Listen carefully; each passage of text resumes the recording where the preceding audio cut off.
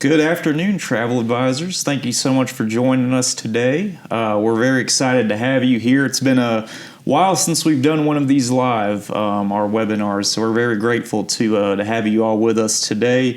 For a very exciting webinar today, there's definitely a reason we're here live with you today, and that is because we have our 2027 launch webinar today.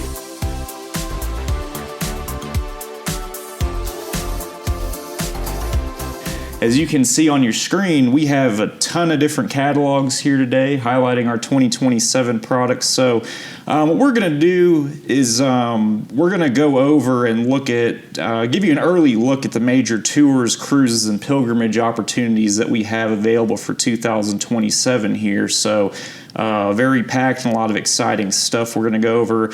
So whether you're a pastor, ministry leader, or travel advisor, today is about helping you think strategically about the next journey you can lead and the impact it can have on your ministry. So, of course, I'm John Cavara, one of your ETS business development managers here.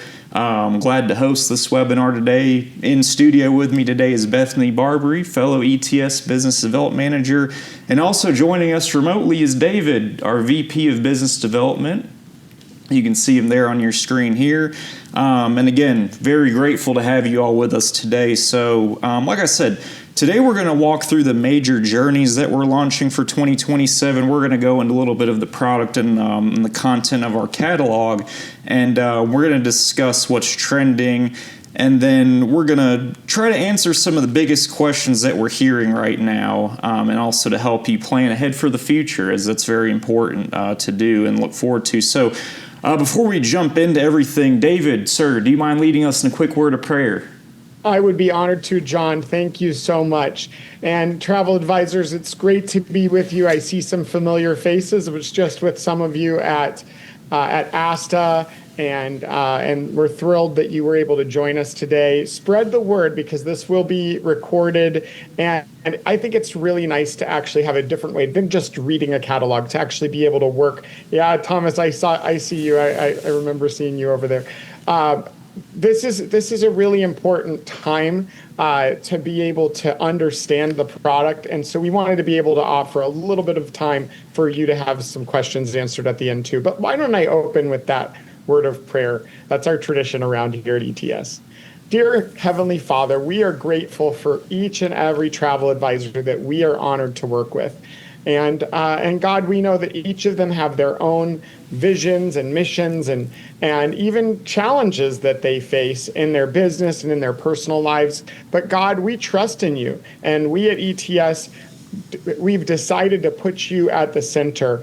Each of these journeys is either to help people grow in their relationship with you by seeing where the Bible happened or where church history happened, or it's to invest in their local communities or in their families or their networks. And so we just ask that these travel advisors will be equipped, and that they'll be able to retain the important information, and that they'll be able to serve their clients well. And we pray blessings upon them in the name of Jesus. Amen.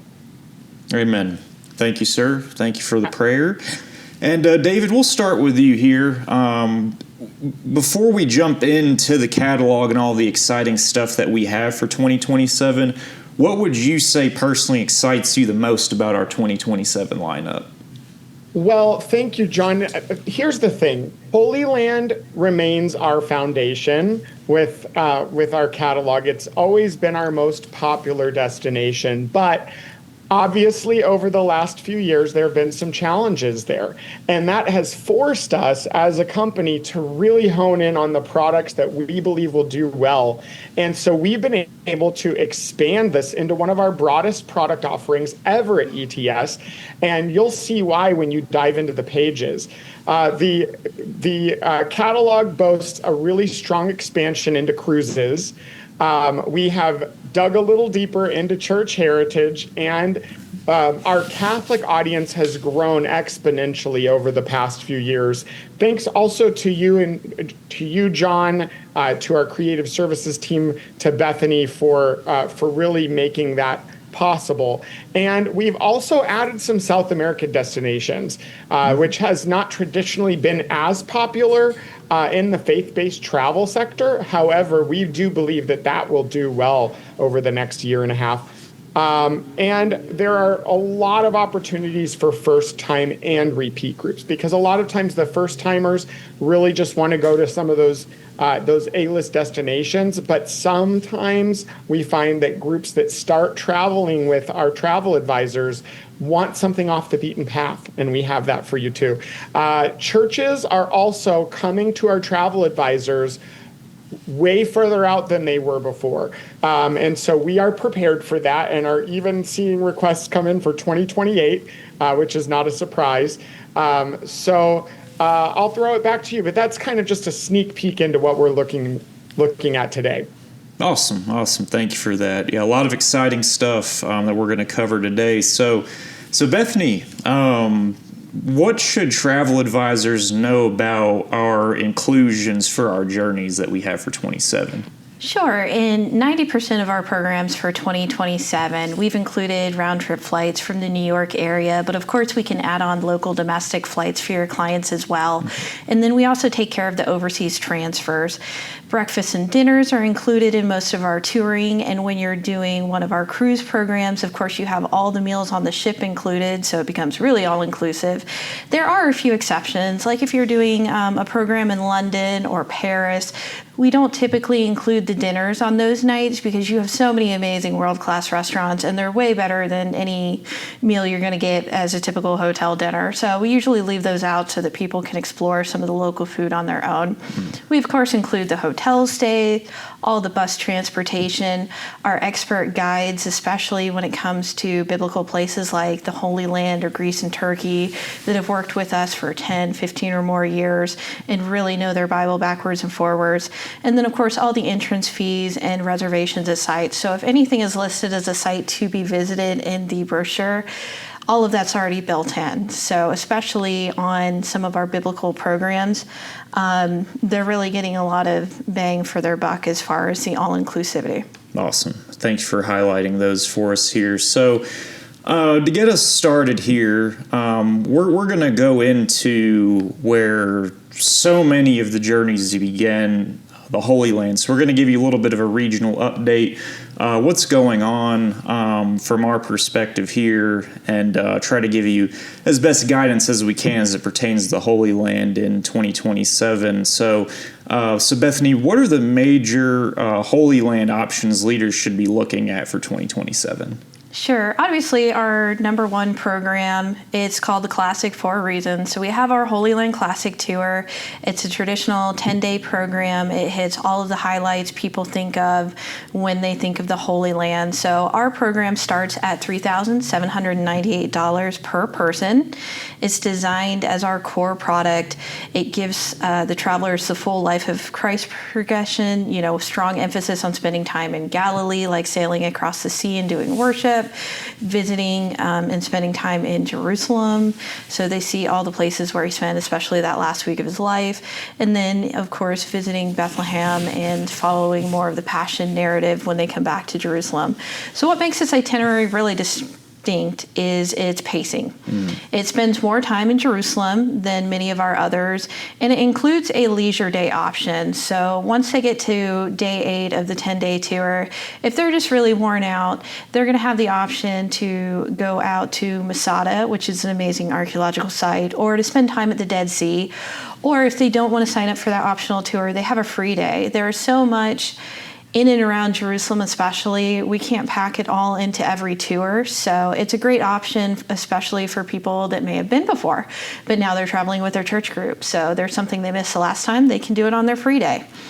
Some of the newer things that we have included as we've spruced up the Holy Land Classic itinerary is we're now including Bet Shean, which is a great archaeological site, and of course going into Hezekiah's tunnel and seeing more of the city of David excavations, including the Pool of Siloam. So anyone that's been reading biblical archaeology news, like these have been big stories over the last few years, the city of David excavations, and I can say from personal experience, the very first time I went to Israel in 2003, and you're at the Pool of Siloam, like you could barely see anything. It wasn't really uncovered. I got the chance to see it this January when we took travel agents on a fam. And I mean, it's all exposed and excavated, and it looks like a pool. Like it's absolutely, absolutely amazing. So hopefully you guys will get to come see it soon. But it's definitely a great program for a first-time host because it's going to give travelers the full biblical narrative. It's got good pacing. It has all the major highlights, so nobody's going to be disappointed. Right.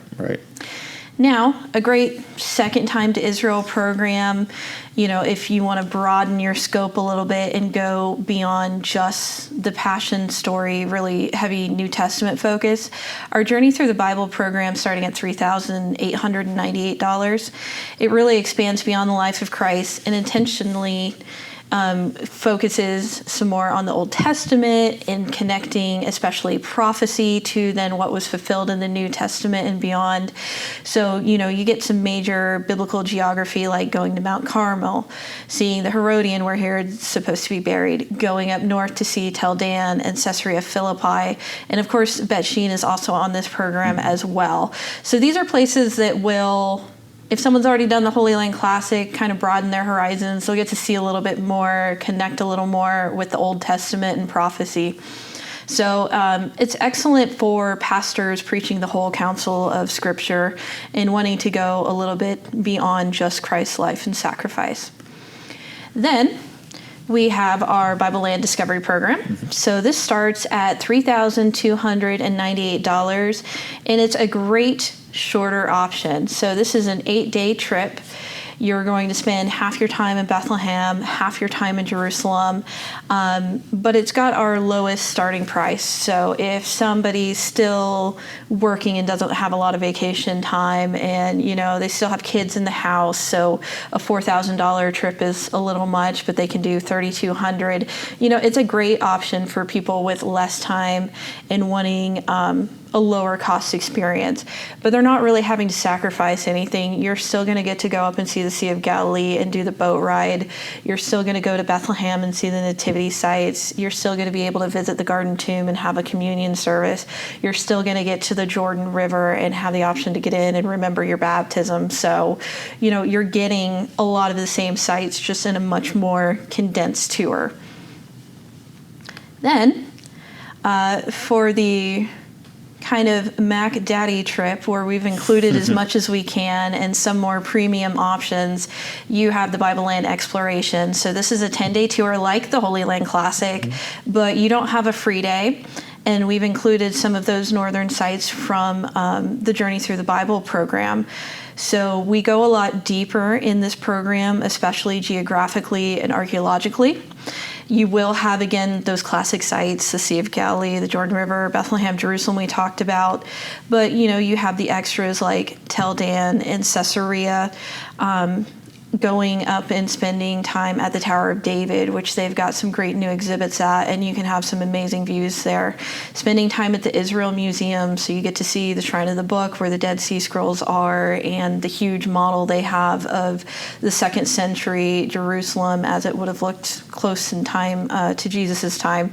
So this is great for repeat travelers that already did the Holy Land Classic or a shorter program and want to get more bang out of their trip. It's great for Bible teachers or Sunday school teachers that have been specifically talking about biblical history and things and want more why behind the where. So it's less introduction, much more immersive. And then we have some other options as well, like if your group's all going to want to continue on and go to Jordan and get to see Petra and Mount Nebo and Jerash and amazing places like that, we do have a Holy Land and Jordan combination tour. So this one's going to start at $43.98. It's definitely your most geographically expansive, truly seeing more of the Holy Land outside of just what's contained inside of Israel and the West Bank. As I said before, you're getting Jerash, which is amazing Roman ruins, going up to Mount Nebo where Moses saw the Holy Land for the first time, going to Madaba and seeing, again, this mosaic that dates back, thousands of years into history and kind of pinpoints the holy site locations that then churches were built across and things like that. So it kind of connects it. And it's really cool because it's over in Jordan and you can see all the Holy Land map. Right. And you go see that on this program before you then go see the sites in the Holy Land. And of course, Petra, which is absolutely amazing. So if anybody enjoyed watching Indiana Jones and the Last Crusade and you want to have that moment of going through the valley and then seeing the library building, you of course will get to experience that. Then one of my personal favorite programs, I love our Biblical Pathways tours. So this is kind of the happy medium of it's not quite as rushed as the 8-day Bible Land Discovery, but it's still a day shorter than the Holy Land Classic at 9 days, and starting at $3,698. It's still comfortably, even with adding in a domestic flight from most cities, keeps you under that $4,000 mark. Right. And it's designed for travelers who don't mind a few nights in Bethlehem, then spending a few nights up in the Sea of Galilee, and then a few nights in Jerusalem, because this program is designed to follow Christ's life more chronologically.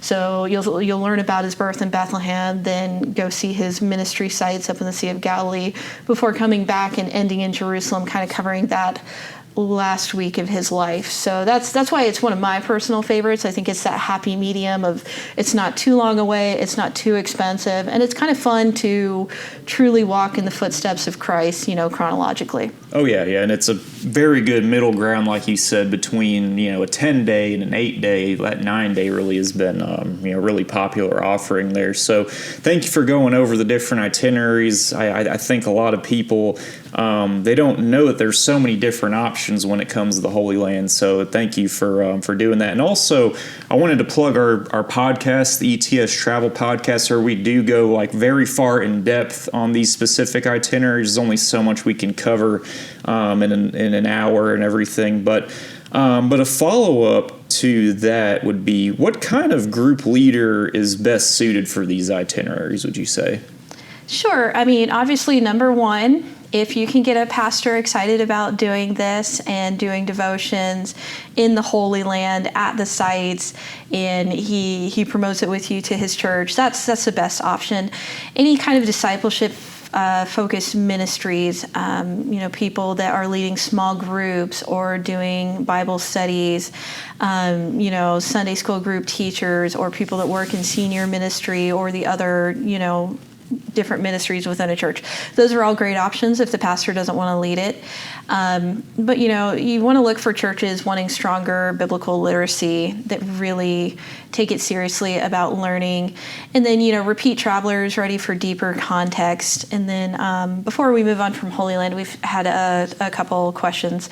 So these prices are the prices to your clients that we've been referencing. Mm-hmm. So this is, somebody wants to go on this trip, you tell them, hey, it's $36.98 starting out to do a 9-day trip. If you're a travel agent, of course, you can earn your trip through tour conductor credits and things like that. And then we do have a Holy Land fam trip with special rates for travel agents coming up in January. So if you log into Advisors Corner, you can learn more about that. Are locations safe for travelers? How do we answer their questions with all the fighting? It's off and on. It's been a roller coaster for us here, obviously. Everything was going fine. We took 65 travel agents in January. We restarted tours going January, February, and then we had to cancel in March when everything kicked off with Iran. So we're very hopeful that there won't be any more rockets or drones now that they're moving towards a peace deal. So hopefully we'll continue to see that grow after Friday and get signed and continue over the 60-day negotiations and see a continued cease of hostilities. Obviously, there have been still some drones and things coming in from Hezbollah in Lebanon into northern Israel, but they've not been hitting anywhere close to any of the tourism sites. In fact, for many Jewish teenagers and junior high kids, they do birthright tours to Israel, and those are sponsored and everything, and those are still going on. So people are still sending their teens and middle schoolers to do these birthright overnight trips.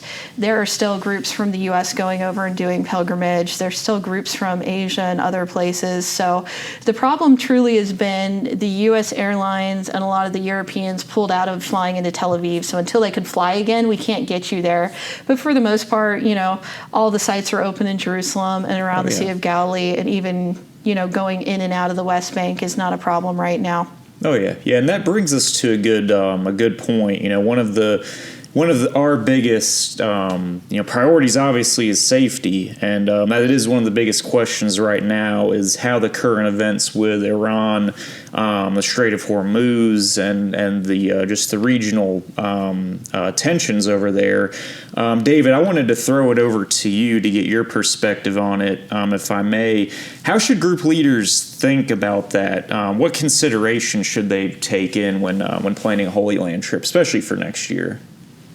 That's a great question, John. And I would like to say, firstly, this isn't a cop-out or gaslighting is the Gen Z term, right? Pray. The thing is, a lot of anxiety can be brought back to reality through prayer. And the news media thrives on exaggerations. And the truth of the matter is, there have been 250,000 Christian travelers in the Holy Land this year so far, and they are still there right now. I've got friends on Facebook doing tours and whatnot. Like Bethany said, it really does come down to the airlines for us. Can we, with the airline partners that we traditionally work with, get people there? And as far as the situation rooms and whatnot are doing risk assessments that we work with, is it a viable risk to go? The answer to that is almost always yes, but as you can see over the past couple of years, we've had moments in time where we've had to either move people out down to Egypt, over to Jordan, or say, sorry, we can't go this year, we need to move it to later this year or next year. When it comes to the communication methodology, let's say, I think what's really important is not just leaving everything to email. I think it's really important to have a human factor to that. So hosting or offering to host either a live event or a Zoom call with the people midstream through the sail. Well, they've mostly all registered, let's say, but they're starting to get apprehensive because there's talk about something going on with Hezbollah in Lebanon. And you can ask for a subject matter expert to come on if that's needed. But if not, you as the travel advisor have your resources too. And you can certainly discuss some of this at a high level view, because these people have literally no context. All they have is they know that they read about this in the Bible. They know their pastor or priest has talked about it, and they know that it's on the news all the time. And so you can, especially if you've been on one of our FAMs or if you've been there before, you can provide a lot of context to help calm those nerves. And another thing is to bring it back to the airlines. It's really important to know that several of the airlines are already flying back, and they're not going to send thousands of passengers in their billion-dollar planes with all of that liability into a war zone. So the regions, the Ben Gurion Airport, where they're actually flying into, and these tourist destinations are really not part of the conflict zones, let's say. It's normally, if there's a conflict going on in Lebanon, it's within a few mile range of that border, and we are experts at getting at even pivoting like during a tour and readjusting per the security. Israel is one of the most capable countries in the world at contingency and at making sure that they're keeping citizens and guests safe. And so we work with the best. We've got amazing partners.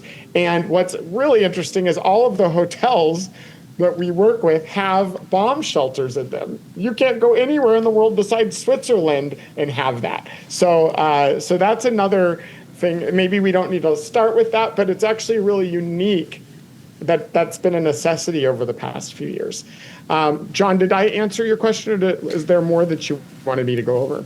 No, you did. No, I think mainly just getting a an update there. I did have one follow up for you though. You mentioned flights a few times. Obviously we know this is a very fluid situation, obviously. But when do you expect flights to normalize? Like, is there anything that you're hearing, or is it kind of just a play it by ear thing, or have we heard anything from the major carriers at this time? Could you give us some insight on that? Yes, I think it's really helpful to also think about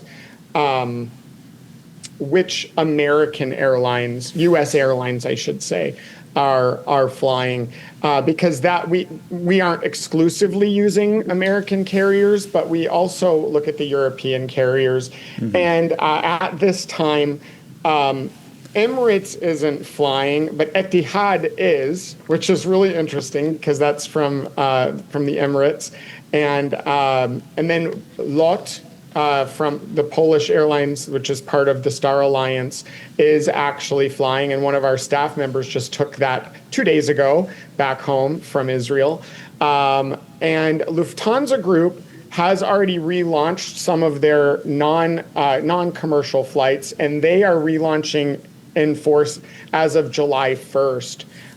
United Airlines has said that they are starting September 7th. So once these routes reopen, it can happen very quickly. The good news for us is that most of our fall travel doesn't start up until late September, early October. So many of our groups are planning on still traveling this fall, and we have high hopes that that's going to be very possible.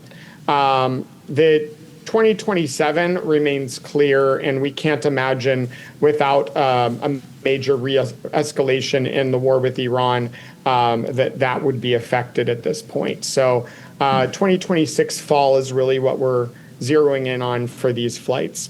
Awesome. Thanks for that update. Gives our viewers a lot of context what to expect with the airlines, so we appreciate that. And also another question for you, what are you seeing on the ground? I know you mentioned, we have staff that live there. We have staff that have been in transit as early or as recent as a couple of days ago from Israel back to the U.S. So what are you seeing on the ground, or what are you hearing from our team and other folks that are there? Great question. Yeah. There still is some apprehension on what's going on with the Iran deal, not to get political, but it's not been released yet. So we don't exactly know what's going to happen. There's a lot of apprehension around the Strait of Hormuz, and how is that going to affect the travel industry at large with fuel? Are we going to have people stuck in Europe? And that's not just for Israel, that's for anything where they're going to be traveling over the pond. So the world is in flux, and yet we have a very resilient industry. And so I think when we ask those questions, it's important to not just isolate Holy Land, to also think holistically. With that being said, on the ground right now, Egyptian travel, Jordanian travel, and even Israel travel is happening. And Americans are the most squeamish about it, but there are hundreds of groups coming in from Asia, from Africa, even from Europe, even right now. So I've seen plenty of groups that are taking beautiful photos from sites, and I'm like, man, I wish we were there right now, but we just couldn't pull it off with the June and July travel, unfortunately, with our airline partners. Gotcha. So we just we thought it was really important to give you guys an update of what we're seeing for the Holy Land, just give you some perspective as it pertains to travel to the region and everything. So thank you both for giving us some context here. So we'll transition now into some of our other product categories. So if the Holy Land is where the story begins, Paul's journeys show us how the gospel spread over time. So we're going to now jump into our Journeys of Paul offerings that we have here. So before we jump too far into itinerary, dates, prices, and all of that, David, why do these itineraries continue to resonate with Christians and other faith-based travelers? You know what? That's wonderful to talk about resonance, because I think even with everything that's happened with the Holy Land, because the faith-based travel industry has really put emphasis on Greece, on Turkey, and even on Italy over these last 3 years, it's started to have pastors asking questions. It's a way like, okay, how are we actually affecting sermons that are being written? But some of them are coming out with sermons on the seven churches and the Revelation and things like that are towards the second part of the story, and that also affects us with interest. But when it comes to resonance, when you have a chance to go to the Holy Land, your eyes are now open, and you're like, oh my goodness, this actually happened here. And that can continue in all of these other sites in the Greek Isles, in Greece itself, in Macedonia, and Turkey. And so I was talking with someone the other day about their time in Ephesus. Actually, it was while I was at the ASTA convention, and she said, I literally have goosebumps.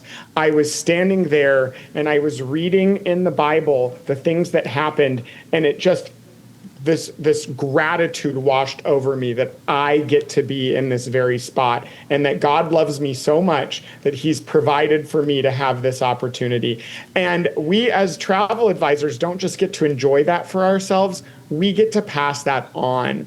And you don't even know the ripple effect that can have in the communities and in the lives of the people that you're working for and working with. So I think specifically you may find that different sites will resonate with different people differently, and that's a good thing. And what I love doing is, if you're hosting, don't have it be priest or pastor centric. Give people an opportunity to dig in a little bit and say, you know what, I would love to do a devotional at this specific site, and kind of divvy that out. And the travel advisor can actually act as a really great consultant in that. What have you seen done well, travel advisor? And one of the best ways to do that is to come on a FAM and see how we do it, and then you can also implement that with your groups. Absolutely. And in more normal times, we would say the journeys of Paul and Greece travel in general is an excellent follow-up to Israel. But with the Holy Land, there's been some issues the past couple of years with the Holy Land. So we're finding a lot of groups might even be doing journeys of Paul first and then planning Israel later on. I know is what we're seeing more recently here. So,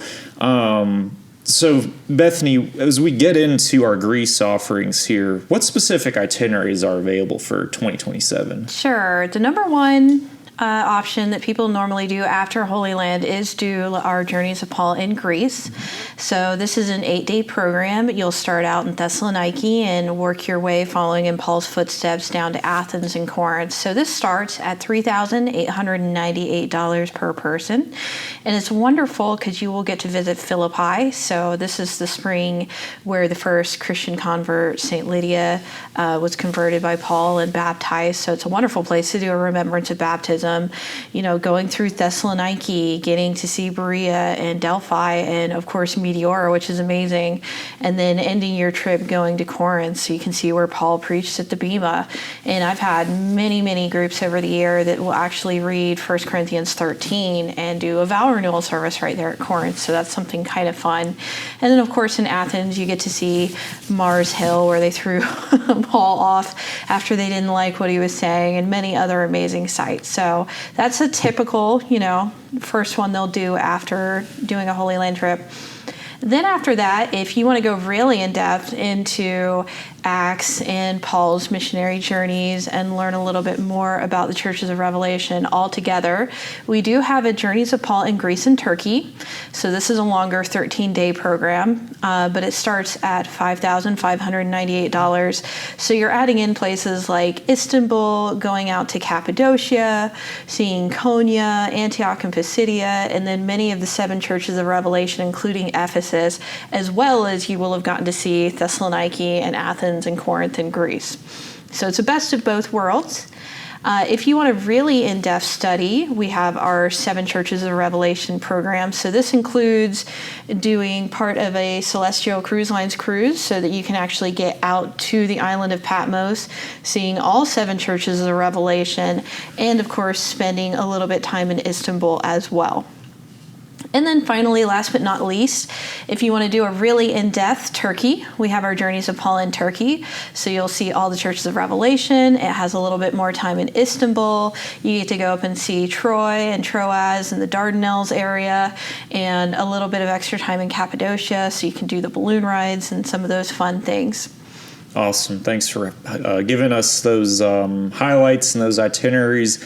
And one thing, a call to action, if you're thinking about booking Greece travel, whenever we see conflicts arise in the Holy Land, Greece is always going to be your next most popular journey. So definitely, any of the dates that you're interested in, my call to action would be to let us know now, and we'll get that started for you here. But I want to transition now into really one of the strongest growing areas in faith-based travel. I know it keeps our fall months very busy, is the faith-based cruising. So we'll go over our Bible Land cruising. That'd be like our Journeys of Paul cruises. I know we also have a couple of new product offerings as well. And then also our river cruises too. So I know I mentioned that this is one of the strongest growing areas in faith-based travel that we're seeing. Bethany, what do you think is driving that growth, would you say? I mean, definitely the concern over the Middle East and going over to Israel. So a lot more people did cruises this year, but it's something that over the last 10, 15 years has continued to grow as more people have done it, because cruises simplify the logistics. You aren't having to drive sometimes half a day. You aren't switching between hotels and packing and unpacking. It's great for older travelers because typically the shore excursions are anywhere from 4 to 7 hours. So it's not a really long touring day where it's like, we got you out of the hotel at 8 and you're not getting back till like 6 at dinner time and things like that. They can sometimes happen on some of our land tours. And, you get premium fellowship experiences. So on all of our Bible Land cruises where you're going out in the Mediterranean, we have onboard hospitality that's helped coordinating that fellowship. We put biblical scholars on board to do lectures. So you have that. We do worship services. So you have all these fellowship opportunities outside of just the touring. And if you are traveling with a group of like 30 and you're doing private shore excursions with a pastor, you can still do devotions on site, or we can help arrange meeting space on the ship. So it's an easy trip. Everybody likes cruises. You get checked into your cabin, and then you can just sit there for 10, 11 nights on one of these cruises, get to see a bunch of amazing places without long bus rides or, again, switching hotels, packing, unpacking. Oh yeah, I always say, like you said, it simplifies logistics, and there's really no better method of travel to knock out so many different countries in one trip, or so many different places in one trip, which is another great thing about cruising. So can you highlight what are our key cruise products that we have coming up? Sure. So definitely Bible Land cruising. When you're looking at our pricing, we include shore excursions to all of the biblical sites. Now, if the cruise itinerary that we've selected is going to places like Santorini and Mykonos, we're not going to include those. Your guests can book that directly through Celebrity, or that's your opportunity to sell them something through Viator, Tours by Locals, something like that. They tend to be longer itineraries, like I said, 10 to sometimes 12 nights. So you're talking about 12 to 14 days with airfare where, we've built in the air, we've built in the transfers to get to and from the ship, we've got all the programming on board. And so when you factor all those things in into the average that it's almost a 2-week trip, the fact that like our Journeys of Paul cruises are going to be starting at $5,298, that's pretty impressive for a 2-week cruise.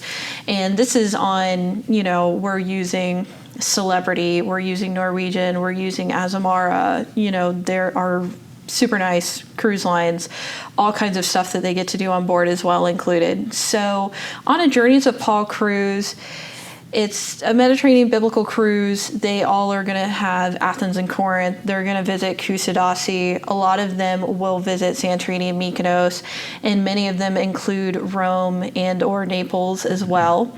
These sailings are going to be Paul-centered, focusing on Acts and the Pauline epistles, as well as, they're the most tightly biblical themed cruises. Now, our Paul's Voyages, these are some of our best deals. And if you want a very strong, specifically Paul itinerary, the Paul's Voyages cruises that we have on the Celebrity Infinity are what you're going to want. They follow pretty closely, with the exception of not getting to go to like Meteor and Delphi. Otherwise, it's pretty close to our Journeys of Paul in Greece on land program. So again, for 10 or 11 night itineraries, these are going to start at $4,698, still with all those same inclusions. You're going to get to do Philippi and see where Lydia was baptized, go to Thessaloniki, see Rhodes, visit Crete on most of them. Some of them are also visiting Malta, as well as being able to do Athens and Corinth. Mm-hmm. So these are kind of positioned as more of your sea routes of Paul, because you're getting into Malta and Crete and some of the other places that you obviously can't do if you just stay on mainland Greece. So, they're slightly more exploratory, and, it's great because, again, you're not dealing with those travel logistics of how to get to these islands because you're on a nice big cruise ship. And then we have some of them we're calling in navigating the early church, cruise departures. These are some kind of newer itineraries we haven't done for a few years. I'm excited about them. They are going to be very focused on early Christianity outside of Paul and John and some of the other apostles. So they're spending time in places like Istanbul. So, that was formerly Constantinople, and, Constantine was first Holy Roman Empire. He spread Christianity, made it the state religion of the Roman Empire and really helped it flourish. So you'll learn about that. One of the itineraries visits Patmos, so that's a great option. And of course, spending time Ephesus, Corinth, Thessaloniki. They are some of the most historically expansive Mediterranean Bible cruises we've done, really connecting Acts, the churches of the Revelation, with the early church development. And those especially are on the Celebrity Ascent and on the Norwegian Viva. So nice, beautiful, fairly new ships. Yep. Lots of things to do. Absolutely. And I alluded to it a little bit, cruising is just a great way to, like I said, knock out so many different places in one trip, and logistically you don't have to worry about a lot of that. The ship is taking that over for you, which, it's, you wake up and you're where you need to be, and then you just get on your way on your excursion. And I've also heard from several agents, travel advisors, even some pastors, that our Bible Lane cruises are one of the best ways to see the lands of the New Testament. So thank you for going over our Bible Lane cruises there, the offerings that we have. Another great offering that we have and that we've had for a very long time is river cruising. It's really unique product. Can you tell us a little bit about river cruises that we have on the books for 27?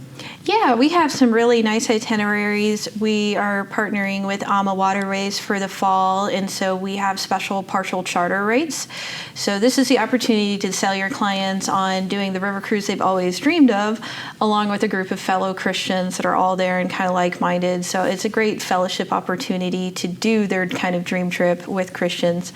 So, for instance, we've got a Danube cruise coming up in the fall. It's going to start at $3,998, which is a few $100 less than AMA Waterways, and they'll still get all the same amazing excursions and opportunities.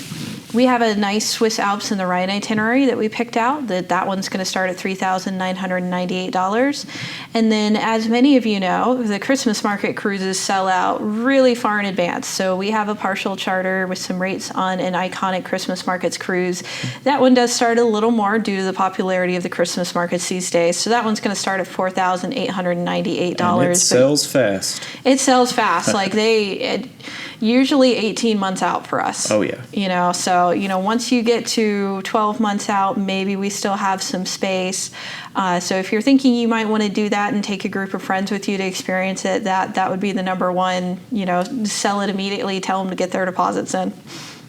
Absolutely. So, yeah, we partnered with AMA for a very long time. I'm sure our travel advisors that are, viewing today, they have probably had great experiences with AMA as well. They've been a great partner throughout the past 15 or so years. We've been working with them. So David, sir, question for you. Who should consider cruises? For our travel advisors, what clientele do you think they should be marketing these cruises to, in your opinion? I mean, everybody. No, the thing is, cruises tend toward, and the different cruise lines kind of have their market segment, as you know, but the cruises tend toward a more established traveler.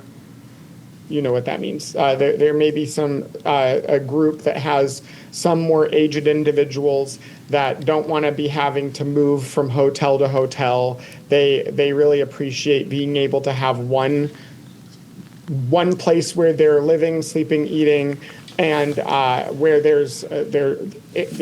know that there's going to be great air conditioning, etc. And then they can choose what they want to do as far as the excursions and the shore excursions. And then we have already included so many of those.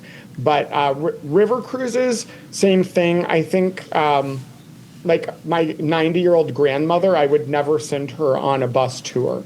But if she wanted to go on one of our AMA Waterways river cruises, I think that would be fine. I would recommend that she fly to Europe in business class, and we would get her a hotel for an extra day on the front end just to recuperate. And then, sure, she could do whatever she wanted on that. Totally fine. I think multi-generational is a great way to think about both of these options. Some of ours will use Royal Caribbean, and there may be some more activities on board for young people. Some are very high end and are really more geared towards a baby boomer or Gen Xer. And so you can certainly talk to the BDMs about that. But I think cruising is a great way to do these things because it takes a little bit of that guesswork out. It's very inclusive, and it gives people that security of working with a brand that they're very familiar with, which is great. Absolutely. Yeah, like you said, they might have booked cruises before, familiar with that style of travel, and they feel right at home. We did have a question that came in that we wanted to answer. What would be an option that covers Acts of the Apostles? Yeah, that was a good question. I answered it in the chat. Okay. Until Americans can safely go into Syria and see Damascus, we're kind of stuck. Israel's separated from being able to go on and do, the full journeys into what's now modern day Turkey and then over into Greece. So I'd say the closest you can get in a reasonable amount of time would be doing our Greece and Turkey combination tour as a follow-up to having done Holy Land in the past, because of course the book of Acts starts with the day of Pentecost and all of that happening there still in Jerusalem. Right. But yeah, the Greece and Turkey would probably be your closest. Gotcha. So, and I've been asked recently, can we do a Holy Land pre-tour to one of the cruises? And the answer is yes, we can. We would probably prefer that they do it year after year, but we can arrange that if that's within the vision. Obviously, cost can be prohibitive a little bit for that, where you're adding those internal flights, and then extending the length of time can also be a challenge. But if you are talking through a specific book of the Bible, like Acts, and you need to have that time in Jerusalem, you could do 4 or 5 days in Jerusalem, then fly to Greece and start and do one of the cruises that way. Awesome. That's very helpful insight.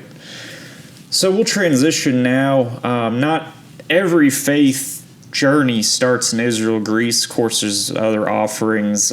Some begin at the roots of church history itself. So what we're going to do is we're going to cover now our church heritage segment, which is also up and coming, very popular. We've had a lot of groups, especially into Poland recently. I know we had a big group earlier this year. So Bethany, what are some of the key heritage journeys that our travel advisors can see in 27 here? Yeah, so something that we've got new for 2027, we're doing a Dietrich Bonhoeffer and the Reformation journey. So it's going to combine going to Poland and learning about Dietrich Bonhoeffer, who, of course, it was one of the pastors that died during World War II. He spoke out against the persecution of the Nazis and those kind of things. So you get to learn about him and then continue on into Germany, see some of the other World War II sites, as well as, things like Wittenberg, in Eisenach and Erfurt, some of the sites related to Martin Luther. So you get a little bit of World War II history with the Warsaw, Berlin, going to Buchenwald, which is where Bonhoeffer was held, as well as getting to see the Martin Luther sites. So if you've got anybody that was a Martin Luther, Protestant Reformation buff, and a World War II buff, that's the trip for them. We have a Reformation in Germany program. So this is our traditional program. We've done it for the last 30 years. So it's following in Martin Luther's footsteps as he was starting the Protestant Reformation there in Germany. So again, going to Wittenberg, going to Worms, which is where they had the Diet of Worms, Eisenach and Erfurt, which were important to his early ministry. And then you have the option to even do a Swiss post tour, so you continue the Reformation journey there and how it affected John Calvin and the Anabaptist movement and things like that. And then another great option, Scotland's gotten super, super popular. So we have our Celtic Christianity in Scotland program we've done for quite a while now. We have our Celtic Christianity, or Celtic Treasures, in Ireland. Again, we've had that program for a while. But something that's newer that we just started a couple years ago is Scotland and the Reformation, following kind of John Knox's footsteps. So this is where the Presbyterian Church came from. So it's heavily spending a lot of time in Edinburgh, but you're also going to St. Andrews, spending some time in Glasgow, and then going up to the Fort William and Glencoe and Loch Ness area as well. So you still get a good overview of Scotland, but it's from the framework of seeing some of the first Protestant churches that were formed there in Scotland and learning a little bit about the Presbyterian heritage. And then, of course, probably one of the first tours that we ever did outside of Holy Land, having been founded by a Methodist pastor. We, of course, always have our Wesley Heritage tours every year. So if you're curious about learning about the Methodist movement and John and Charles and Susanna Wesley, you can join us for a 9-day trip that goes through Epworth and London and Bristol and Bath and through Oxford and even up into the Cotswolds. You stop by Stratford-upon-Avon. So we see some non-Methodist sites and things as well, too. But that's going to start at $4,798. So if you got anybody curious about England and curious maybe about Methodists or their Methodist roots, that's a great option for them too. And Wesley Heritage especially has been a tried and true offering since the founding of ETS for sure. So we're very, very proud to offer that. Before we transition to our next subject, our next product here, David, why, in your opinion, is this category starting to grow so much? We've seen rapid growth. But in your opinion, why is that? I honestly think it's marketing.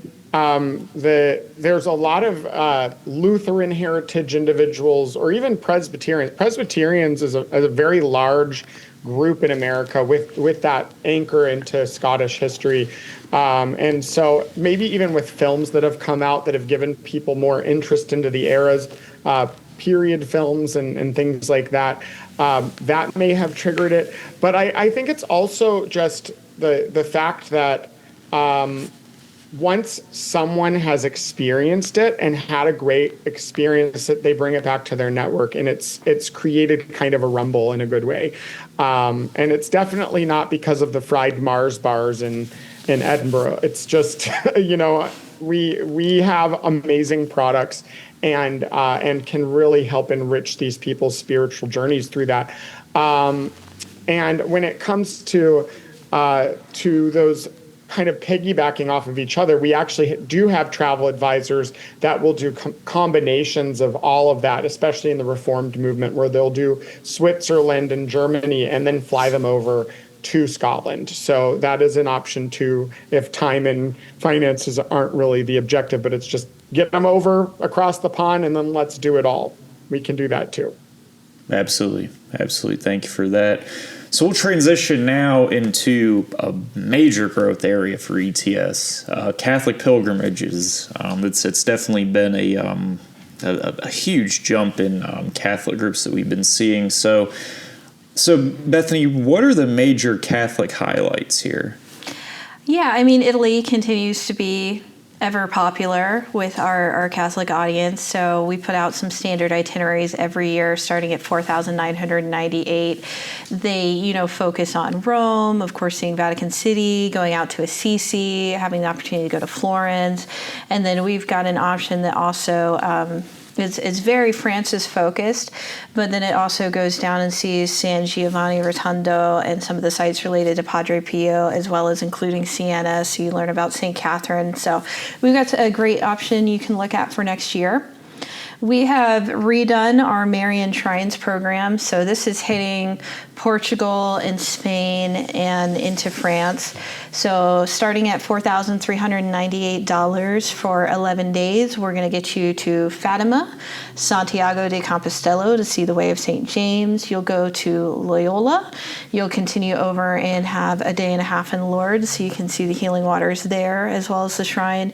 Going to Montserrat, spending time in Zaragoza, and then ending in Barcelona, which is really exciting. We made this change about 3-4 years ago to have our Marian Shrines pilgrimages end in Barcelona, because we knew it was coming up time for La Sagrada Familia to be finalized. So it's officially done. Yes. After, last week, right? Yeah, last week it's a consecrated, the beautiful Christ Tower and everything. So it's done. No more buildings. So now is the time to go see it. You can see the freshly completed La Sagrada Familia. So before they start doing renovations. I'm hoping they wait at least a year, so they can say a year, there was no construction, no scaffolding. That would be really awesome. Right. Yeah, and then we also are excited. We have some great partners in South Korea. So we have a World Youth Day program coming up, of course, next year. So this will be our third World Youth Day that we've participated in and taken people to. So we have a great package starting at $4,998. That's going to be 11 days. You'll get to do all of the World Youth Day programming, as well as we've included sightseeing and some touring so that you can learn about the Catholic saints of Korea, as well as get to see things like the demilitarized zone, go over to Jeju Island and some of the highlights. Along with that, we have come up with kind of a specialized pre-tour that follows outside of Seoul some of the historic Korean saints, as well as getting to see beautiful Busan and have some leisure time there. And then we're following it up with the option that they can do a Vietnam post-tour and learn about the Catholic saints of Vietnam, as well as seeing highlights like Hanoi and Ho Chi Minh City and things like that. And then that leads us to probably right after Italy, our next most popular of our Catholic pilgrimages. So that's visiting the Shrine of Our Lady of Guadalupe there in Mexico City. So next year we've got a 6-day pilgrimage if your group doesn't want to be gone as long, or we have an 8-day pilgrimage, so it combines time at the shrine as well as learning about some of the colonial history and the early priests that helped spread Christianity throughout Mexico. So typically our programs focus on Mexico City, of course the Basilica of Our Lady of Guadalupe, Puebla, but the 8-day version does go further out and you learn a little bit more about the colonial history. We have a special program. Oh. Sure. I was going to ask, the Marian Shrine tours, would they be geared specifically for Catholics, or if it was an interdenominational group, would that be appropriate? Yeah, so anybody would be welcome to join in. There are going to be daily masses, and it's going to be more Catholic focused if you're doing the standard itinerary. However, if you say that you could get 20 people and you wanted to go to Portugal and Spain and France and see some of these amazing cities, we'd be happy to do a custom program for you. But the specific Marian shrines, it's going to be very Catholic focused. Thanks. Sorry for interrupting. That's all right. And so, for the Medjugorje in Italy was the next one I was going to talk about. So we've got a great program where you're going to do all of the Italy highlights. You'll do Rome and Assisi, San Giovanni Rotondo, see Siena, and then from there you'll take the ferry over to Croatia and then on to Medjugorje and get to spend a few days there. So that program's going to start at $5,998. If you have people that have already done Italy and are curious about Medjugorje but would still like to go back, especially with the new Pope and everything, and get to see one of the papal audiences with Leo, that's a great option. I'm super excited, as John, you talked about before, we're doing more in Poland and excited to send more people there. So we have a specifically Poland pilgrimage. So this is going to focus on the Divine Mercy and, of course, the history of Pope John Paul II. So visiting Warsaw, Krakow, seeing Auschwitz while you're there, going to Jasna Gora in the monastery and seeing the famous Black Madonna, of course visiting the Divine Mercy Shrine and the Have No Fear Center, and then of course Wadowice, where John Paul II was from as well. Awesome. Thanks for covering that. And to our travel advisors listening, you don't necessarily have to be Catholic to market to Catholic churches. That's one big thing. It's a great market to get into when we're talking about Catholic groups that travel together. And I understand, Bethany, we have a dedicated Catholic catalog as well. Yes, so we just finished it up about a week and a half ago. So if you want to put in an order, our Catholic pilgrimages are in the full 2007 Journeys of Faith catalog. But if you're specifically meeting with a Catholic priest and you're wanting to give him ideas of programs that would appeal specifically to him, ordering some of the Catholic pilgrimage catalogs where it's just Catholic focused, it's an easier tool, so he's not flipping through everything. Absolutely, and it's available to order, so go ahead and get those orders in, and let's start planning here. So on the subject of planning here, this is a question that we get a lot, almost every day. When should leaders start planning? So, David, could you give our travel advisors some insight on what you recommend in preparation to when they should start planning? I actually like. I think that first of all, they know that travel advisors are planners. That's kind of, it comes with the territory. So there's nothing wrong with asking them for their strategic plan and saying, hey, would you like me to coach you on this? People love following vision. And so if you kind of put the idea in their head, or at least coach them on it, they may be willing to give you a 7 or 10 year plan for their ministry. And you can lay out some groundwork and say, how frequently would you want to include a Holy Land program? How frequently would you want to include a Paul program? What about something domestic or a cruise retreat? I want to be your starting point when it comes to mapping out your ministry's travel strategy. And so when you do that, then what you're going to do is go into your calendar and you're going to create reminders for yourself going out 10 or 15 years even to do that follow-up. So that because they're not going to think of it naturally most of the time. Maybe they've got somebody who's really, really organized, but it normally needs some sort of a marketing push from you. So going and doing that from the front end is good. But normally we like to say the strategic meeting should be happening between 12 and 16 months ahead of time. Some are more, some are less.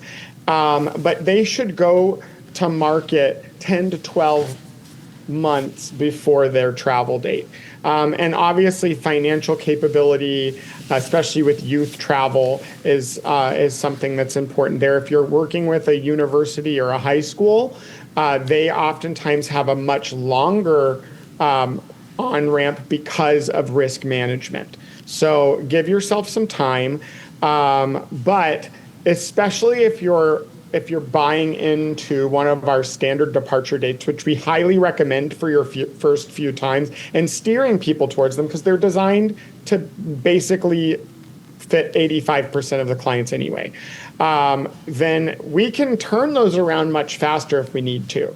So that's just to kind of give you an idea. Absolutely. Thank you for that. So one of the things that I hear a lot of pastors, a lot of group leaders, they don't think faith-based travel is possible, pulling a group together. How can advisors encourage hesitant pastors, do you think, Bethany? Yeah, I mean, there's two major ways. The number one thing is you need to talk to them about what services you'll provide. You can host the travel nights and get the people excited about going. You're going to worry about getting them registered, collecting the payments to process through our system, getting the passport information, helping match up roommates, and all of the administrative work. So the pastor just gets to be the spiritual presence on the trip because you've curated it with us for him. So he doesn't have to do any extra work, and then number two is really pushing into their mind the benefits. Travel extends the ministry beyond just Sunday worship. You have incredible friendships that come out of these trips, people that sat on other sides of the church their whole lives, never talk to each other, end up on the same bus, and are best friends through this fellowship opportunity of travel. So it strengthens the community.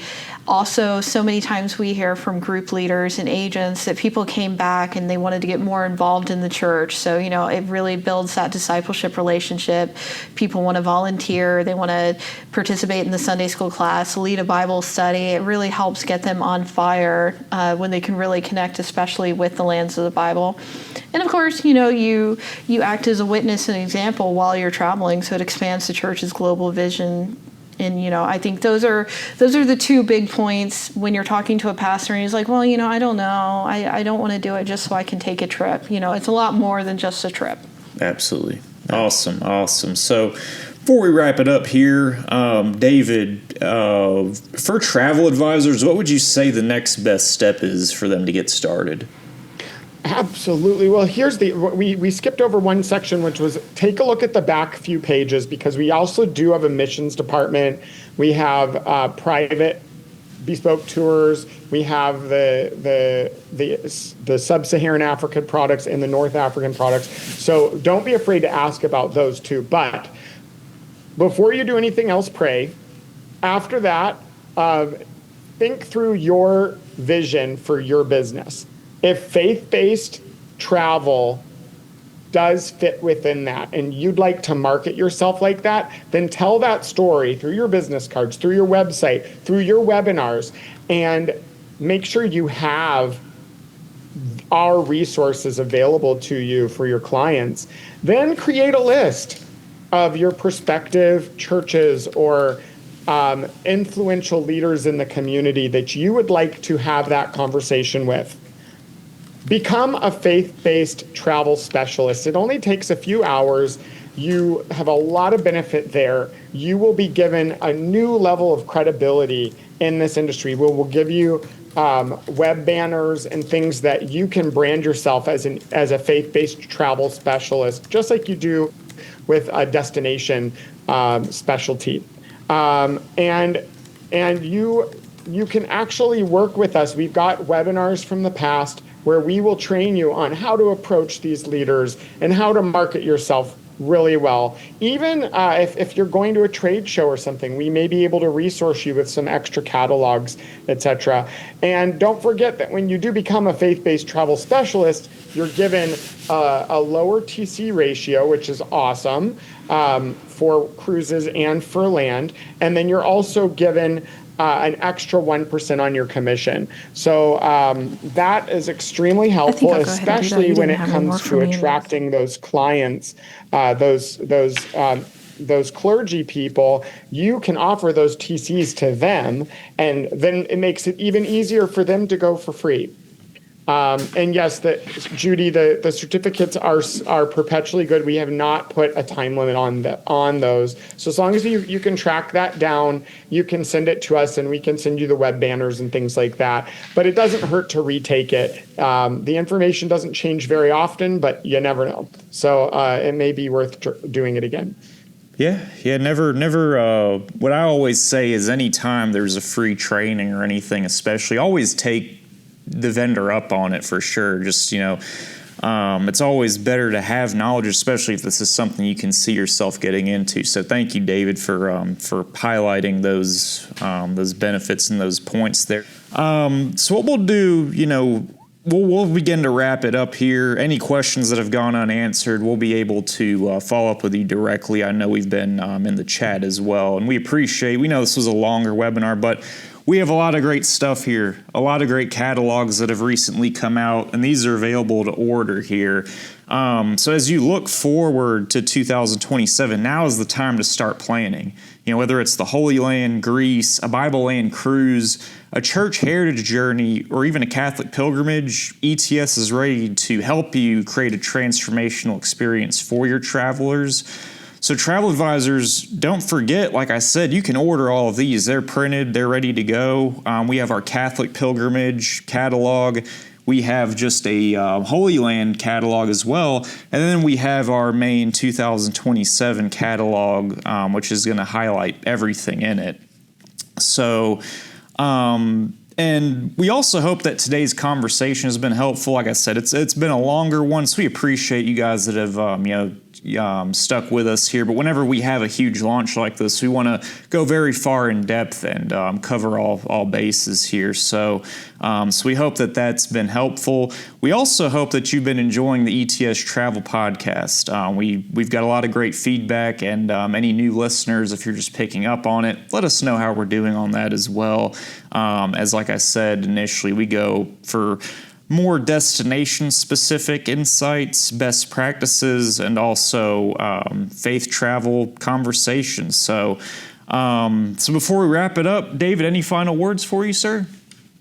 No, we are just looking forward to welcoming you on one of our FAM opportunities. In fact, we have a press release coming out as we just have a few more spots available for this fall Turkey program, Turkey. And that one is a great FAM. And then, of course, the one in January. So we really would love to see some of you on that. And please feel free to reach out and ask about setting up an appointment with one of our BDMs. John and Bethany were on today. They do such a great job. And then we do have our team of account managers. So once you are on sale, you will also receive an account manager to help you with all of your ongoing questions. Looking forward to working with all of you and seeing some old friends and familiar faces, and God bless you all. Have a great time, everybody. We appreciate your viewership and your business. We definitely appreciate you, and may the Lord bless you.